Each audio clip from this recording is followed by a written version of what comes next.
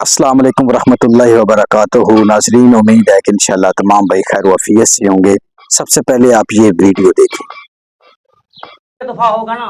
ये कौन सा तरीका है ये दुफा है करने? एक तरीका, ये सैयों को बताए हुए तरीके होते हैं।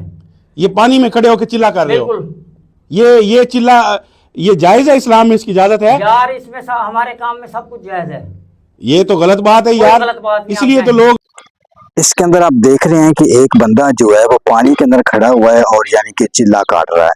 और जब उसको बोला जाता है कि जनाब ये चिल्ला तो इस्लाम के अंदर हराम है, तो वो ये कहता है कि हमारे नज़दीक सब कुछ जायज़ है।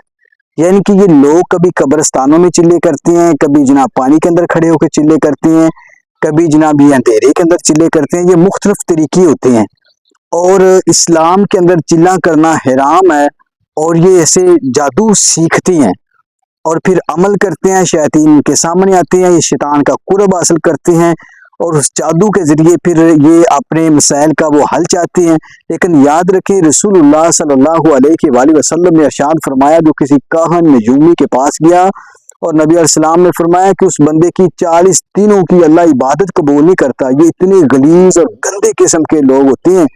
तो इसलिए ऐसे शरपसंदों से और ऐसे फितनाबाज लोगों से और ऐसे लोग जिनके पास जाने से हमारा ईमान खराब हो, ऐसे लोगों से बच कर रहना चाहिए। अल्लाह ताला हम सब कामयाब नसर हो। वस्सलाम।